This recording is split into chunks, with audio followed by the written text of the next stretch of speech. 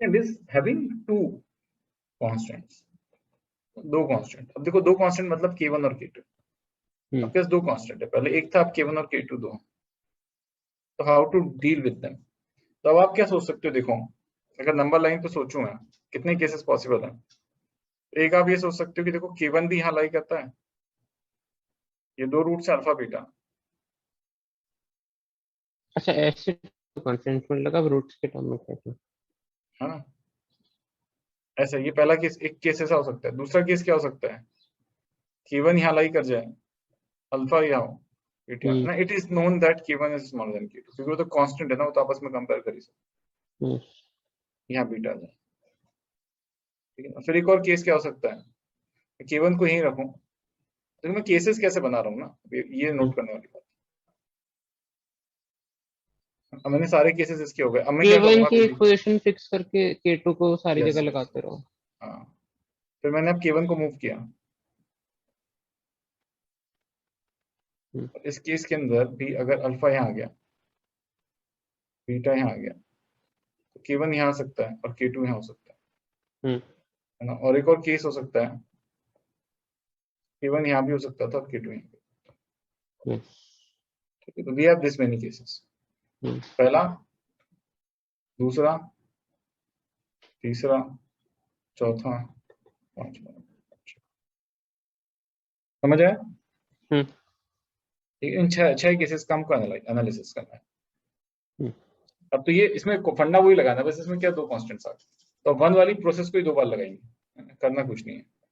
तो जैसे हमारे पास फर्स्ट केस है, मेरा फर्स्ट केस क्या कहता है, k1 and k2 is smaller than alpha beta, है ना, बोथ द रूट्स, बहुत है ना, both the constants are smaller than alpha beta.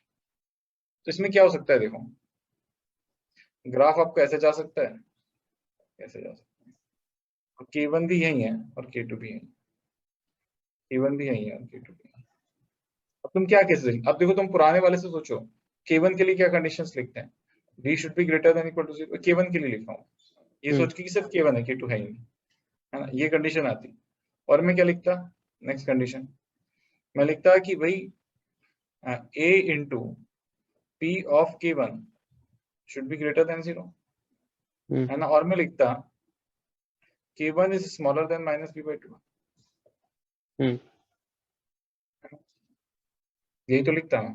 अगर मैं k2 के लिए लिखूं तो मैं क्या कंडीशन लिखूंगा, b is greater than equal, ये तो लिखूंगा, सेम ही कंडीशन है।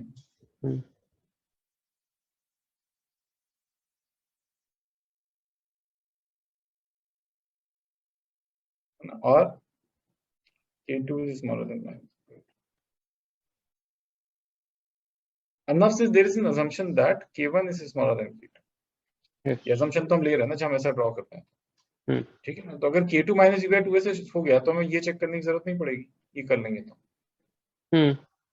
लॉजिकल सी बात है। तो हमारी अल्टीमेटली क्या कंडीशंस आ गई, एक तो आ गया d is greater than equal to 0, क्योंकि this and this should be true, है ना। और दूसरा आ गया a into p of k1 should be greater than 0, a into p of k2 should be greater than 0, and k2 should be smaller than minus b by 2, assuming that k1 is smaller than k2। समझ में आ गया। तो कोई ऐसे रटने की जरूरत नहीं होगी कंडीशंस, है ना, आप अपने आप बना सकते हो। राइट। सेकेंड इज बेसिकली, अब और क्या केस बन सकता है, सेकेंड क्या केस था हमारा, k2 वहां चला गया, तो अब यहाँ पे क्या आ गया, देखो k1 यहाँ पर है, फिर अल्फा है, फिर k2 है, फिर बीटा है। अब कैसे दिखाई देगा, यहाँ पे k1 यहाँ पे k2, कैसे दिखाई देगा, यहाँ पे k1 यहाँ पर k2। अब देखो मेरे को ये केस अलग से लिखने की जरूरत नहीं है, क्योंकि मैं एक a मल्टीप्लाई कर देता हूँ तो मेरा काम बन जाता है, right. I can avoid writing this sign flip हो जाएगा, बस इसका दिखने का कोई सेंस नहीं है। स्टार्टिंग में लिख लिया, अब नहीं लिखेंगे, क्योंकि हमें पता है कि उससे क्या होता है। अब अगर k1 के लिए कंडीशंस लिखूंगा तो मैं क्या लिखूंगा, है ना। अब देखो मैंने d should be greater than equal to 0, दूसरी कंडीशन में लिखूंगा p a into p of k1 should be greater than 0, and k1 should be smaller than minus b by 2. 3 condition. अब k2 के लिए कंडीशंस लिखूंगा तो क्या लिखूंगा? एक ही कंडीशन है, a b should be into more p than of 0. k2 हाँ, k2 should be smaller than 0. अब इन सबको कंबाइन करो। अब देखो जैसे ये कंडीशन हो रही है, आपको इस कंडीशन की तो कोई जरूरत नहीं ना, वो तो अपने आप ही हो जाती है उसमें। हाँ, राइट। तो आपने जैसे ही इसको लिखा, आपको फर्स्ट कंडीशन लिखने की, चेक करने की नीड खत्म हो गई, ये आ गया। बाकी कंडीशन आप लिख लो, a into p of k1 should be smaller than 0 and k1 should be smaller than minus b by 2. इसमें एक स्टूडेंट्स कई बार गलती करते हैं, कई बार वो लिख रहे होते हैं कंडीशंस और उनको लगता है कि यार ये होनी चाहिए थी लेकिन ये तो इंक्लूड हो जाएगी हाँ वहाँ, ठीक है ना। फिर वो उनको डाउट होता है तो वो कंडीशन नहीं लिखते क्योंकि उनको सकता है कैलकुलेशन बढ़ेगी तो नहीं देता, ठीक है। लेकिन अगर आपको कंफ्यूजन हो रहा है कि एक कंडीशन को इंक्लूड करेंगे या नहीं करेंगे तो it is better to include it.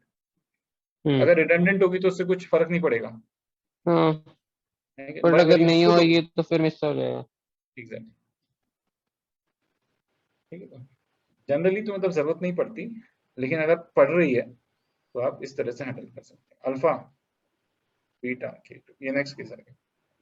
अब यहाँ पे दोनों रूट्स हैं, k1 इधर है, ना इसमें तो बस वही चेंज कर देना -b/2a का, है ना। आप k1 के लिए लिखोगे तो वैसे मैं डायरेक्टली लिख देता हूँ, मैं इतना समझा के नहीं लिखता, तो ये आप समझ गए होगे। d should be greater than equal to 0, ये तो ऑब्वियस सी बात है, ठीक है ना। a into p of k1 should be greater than 0, a into p of k2 should be greater than 0, है ना। और इसके साथ आपको माइनस बी बाई टू, तो माइनस बी बाई टू है ना, is greater then k1 and minus b by 2a is smaller than k2.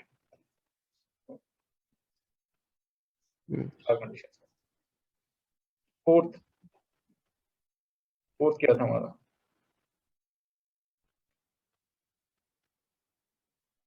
अभी यहाँ पे अल्फा आ गया, यहाँ पे बीटा आ गया। अब तुम इसमें क्या लिखोगे बेसिकली? एक तो d की जरूरत नहीं है क्योंकि यहाँ पे बीच में k1 आ गया, तो this a into k1 is smaller than 0 will take care of everything. Yes.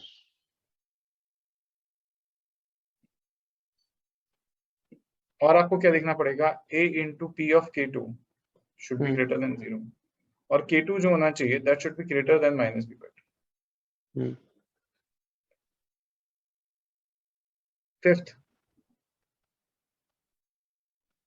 Fifth क्या हो गई बेसिकली?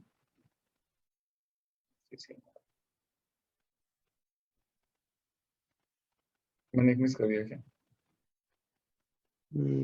थर्ड में भूल गया लिखना। नहीं, कर तो लिया था मैंने दोनों रूट्स, शायद जब दोनों बीच में होते हैं, बीच में वाला भूल गया। इसमें तो बस दोनों का सेम कंडीशन रहेगी।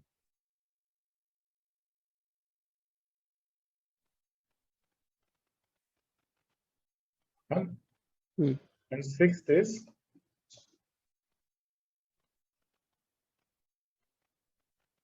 इसमें क्या आ जाएगा?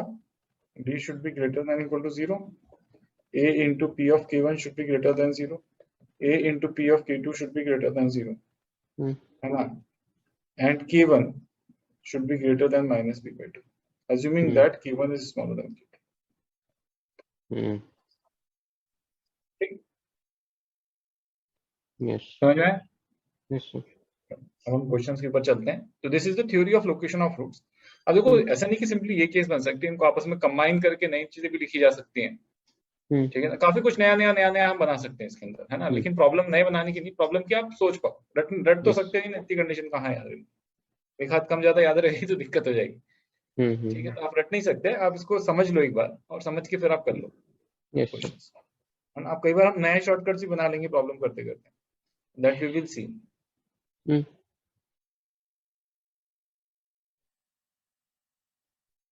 तो देखो इसमें और कुछ कंडीशंस दी हुई हैं जो आप इसमें देख सकते हो, लेकिन वो उसकी ज्यादा जरूरत नहीं पड़ेगी, वो आप जो हमने देखा उससे हो जाएगा। हमने देखा वो इसमें दे रखी है सारी कंडीशंस बना के, वो आप देख लेना। बट जो मैंने आपको बता दिया वो सबको अपने अंदर, सबको जो पॉसिबल केसेस बन सकते हैं। अब देखो इसमें ये एडिशन बना दिया, condition for exactly one root to lie between. तब से वन रूट लाई बिटवीन मतलब दो केसेस हो गए ना, एक ये वाला, ये वाला, एक ये वाला और एक ये वाला। ठीक है, तो आप ऐसे कंबाइन कर सकते हो केसेस को, उसकी जरूरत नहीं पड़ेगी। आप देख लो, है ना, उससे आप ये खुद बना लोगे केसेस, इनके आपको देखने की जरूरत है। क्वेश्चन करो, देखो है ना, if the roots of this equation are, थोड़ा सा ये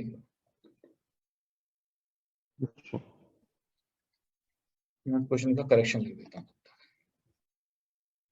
लेट अस सी, तुमने क्या होगा कि at least one root is positive, कम से कम एक root, at least one root is positive. तो क्या हो सकता है बेसिकली,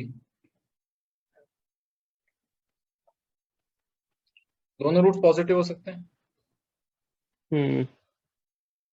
ठीक है, या फिर एक रूट पॉजिटिव हो सकता है। हाँ, ये दो केसेस लेते हैं। ठीक है, अब इस केस के अंदर कंडीशन क्या आएगी, d is greater than equal to 0, yes, है ना, f of 0 more than equal to is greater than 0, क्योंकि a की वैल्यू तो 1 ही है ना। और मैं थर्ड केस क्या लिख सकता हूँ, 0 is smaller than minus b by 2 है। ठीक है, इसको मैंने, और यहाँ से कंडीशन आ गई, यहाँ से एक ही कंडीशन है ना, वो क्या है basically 1 into F of 0 should be smaller than this और दिस, मतलब इनका जो आंसर आएगा उनका यूनियन। यस, अब इसको सॉल्व करना है। सॉल्व करते समय आपने ही किया होगा पहले वाले को, a माइनस 5 का, अब इस कंडीशन को सॉल्व कर रहा हूँ, whole square minus 4 ac,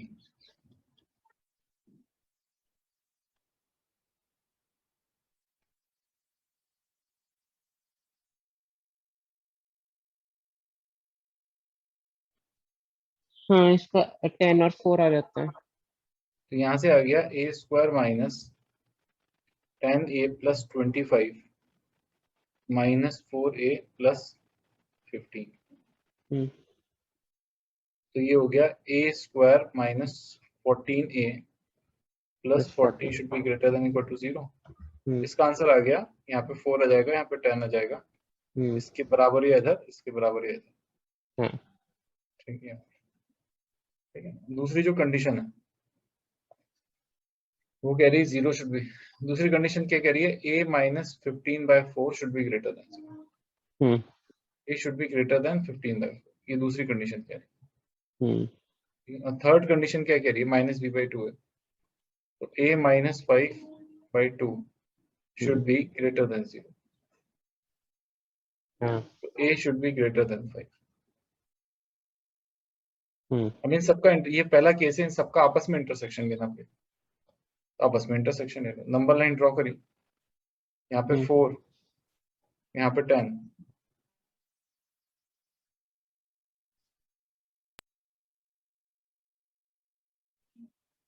let me जाइए 15 बाई 4 इज स्मॉलर देन, तो ये 15 बाई 4,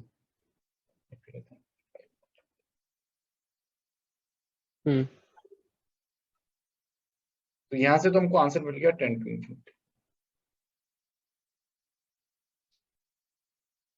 ठीक, अब ये तो हमारा पहला वाला खत्म, अब इस वाले को देख लेते हैं, तो पहला वाला खत्म।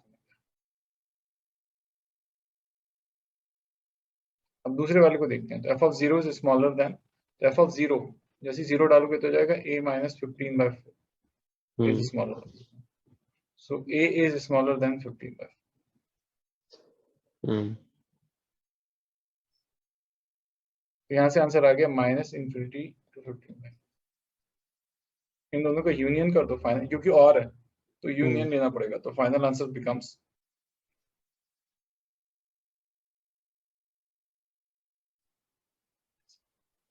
ठीक है।